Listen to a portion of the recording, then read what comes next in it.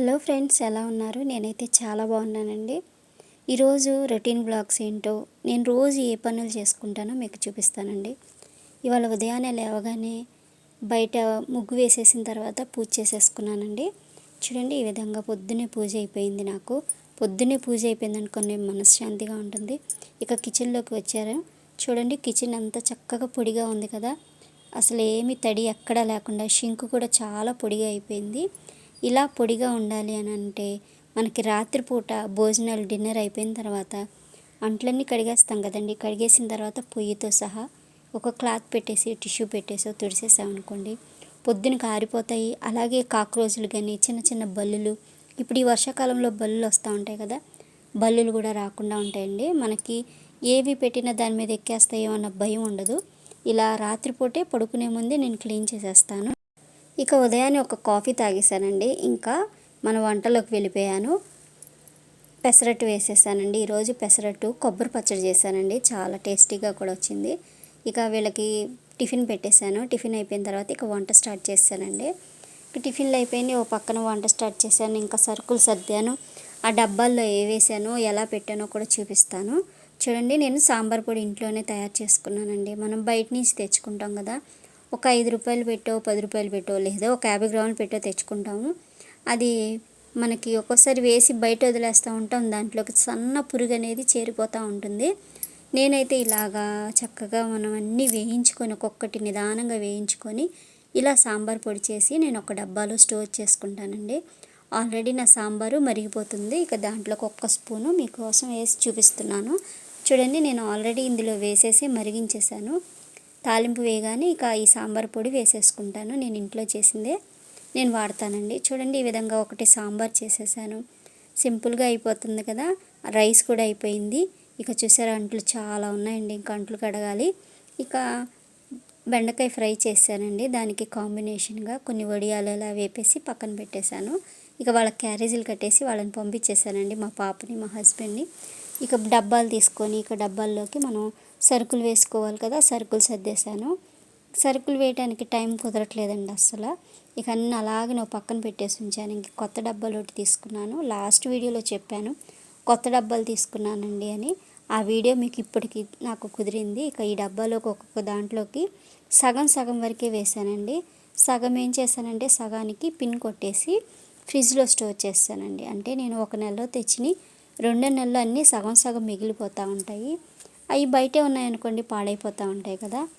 ఇక అందుకని అవన్నీ సగం సగం నేను ఫ్రిడ్జ్లో స్టోర్ చేస్తానండి. నాకు సరిపడా కొన్ని వరకు బయట పెడతానండి, కత్తిమయ్యి లోపల పెట్టేస్తాను. ఇక పైన స్టీల్ డబ్బాలు ఒకటి పెట్టుకున్నాను. ఇలా సగం సగం చూసారా, ఇలా సగం సగమే వేస్తాను. ఇవి అయిపోయిన తర్వాత నేను మళ్ళీ వేసుకుంటానంటే ఒక 10 డేస్ అలా వస్తాయి.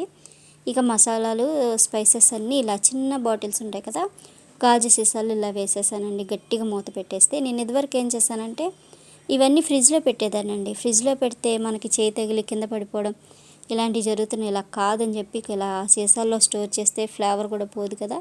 ఇక బయట పెట్టేశాను. ఇలా మజ్జిగ మిరపకాయలని ఇలాంటివన్నీ ఇలాగా ఇక్కడ పెట్టేసుకున్నానండి. ఈ విధంగా అయితే ఆయిల్ ప్యాకెట్స్ అండి, ఆయిల్ ప్యాకెట్స్ ఉన్నాయి కదా, ఆయిల్ ప్యాకెట్స్ నేను ఇలా ఒక బుట్టకి ఒకవైపున ఇది హ్యాండిల్ పోయింది కదా అని చెప్పి ఇక నేను ఇందులో పెట్టేసి ఈ హ్యాండిల్ని మనం దేనికైనా ఇలాగా తగిలించామనుకోండి, మనం ఆయిల్ ప్యాకెట్ మనం తీసుకొని వాడుకోవడానికి బాగుంటుంది.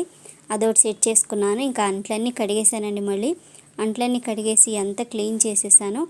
అమ్మయ్య అనుకున్నాను. ఇంకా ఇదంతా క్లీన్ అయిపోయింది కదా అనుకున్నా, ఈలోగా పువ్వులు వచ్చేసినాయండి. ఇక పువ్వులు తీసుకున్నాను. ఇక మనం పెట్టుకున్న దేవుడికి వేసిన పువ్వులు ఇంకా ఒక 1/4 కిలో వరకు మల్లెపూలు వచ్చినాయి. మల్లెపూలు తీసుకొని ఇంక ఇవి కట్టేశానండి. ఇవి కట్టేసరికి మనకి తెలిసిందే కదా, పూలు కట్టాలంటే కనీసం 1/4 కిలో పూలు కట్టాలంటే గంట అలా పడుతుంది. ఇక ఈ పూలు కట్టుకుంటా ఏదో ఒక సీరియల్ చూసుకుంటా ఈ పూలు కట్టేశాను. ఈ విధంగా మనకి కాలక్షేపం అయిపోద్దండి. అందరూ అనుకుంటారు ఖాళీగా ఉంటారు, హస్బెండ్లు వెళ్ళిపోయిన తర్వాత అనుకుంటారు. నేను ఇంకా ఇది స్టోర్ చేశాను.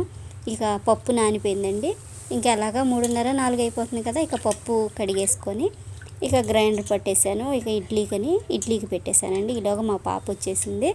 ఆమె కోసం మిరపకాయ బజ్జీలు ఇలా తయారు చేసి ఆమెకి ఇచ్చానండి. వర్షం పడతా ఉంది మమ్మీ, నాకు హాట్గా కారంగా ఉండాలంది. ఎలాగో మినపరుబ్బు వేసాం కదా, ఇక మినపరుబ్బులో కాస్తంత పసుపు వేసాను, కొంచెం శనగపిండి కలిపాలండి. కలిపి ఇక మినప్పిండి అలాగే దీంతో కలిపి బజ్జీ వేసి పెట్టేశాను. ఇక నైట్ అయితే డిన్నర్ అయిపోయిన తర్వాత నేను మళ్ళీ ఇలాగా క్లీన్ చేసేసానండి. మీరు ఎప్పుడైనా రాత్రిపూట ఇలా క్లీన్ చేశారనుకోండి, పొద్దునకి ఎంత రీఫ్రెష్గా ఉంటుందో ఒకసారి చూడండి. ఒక్కరోజు చేశారనుకోండి మనకు అదే అలవాటు అయిపోతుంది. అంట్లన్నీ కూడా క్లాత్తో తుడిచి పెట్టుకోండి. పొడి క్లాత్తో తుడిచి పెట్టామనుకోండి, సర్దామనుకోండి, మనకి పొద్దునకి ఆరిపోయి ఉంటాయి. మన పనికి చక్కగా ఈజీగా ఉంటుంది. అలాగే కాక్రోచ్లని బల్లులని రావు. ఒక స్మెల్ వస్తుందండి వర్షం వచ్చినప్పుడు, అది కూడా రాదు. ఇలా ట్రై చేయండి. నేనైతే నైట్ టైం అయితే నేను రోజు ఇలాగే చేసుకుంటానండి. పొద్దునకి ఫ్రెష్గా ఉంటుంది. అలాగే నాకు కాక్రోచ్లు కనిపించవు, నా కిచెన్లో బల్లులు కనిపించవండి. ఒక దోమలు కూడా వస్తాయి, వర్షం వస్తుందంటే దోమలు కూడా వస్తాయి, దోమలు కూడా కనిపించకుండా ఉంటాయి. మీరు కూడా ఇలా చేసి చూడండి. ఒకరోజు చేశారనుకోండి మీకు అలవాటు అయిపోతుంది. ఇల్లు కూడా, వంటగది కూడా చాలా బాగుంటుంది. మన వంటగదే కదండి ఆరోగ్యానికి కారణం. Thank you for watching my video.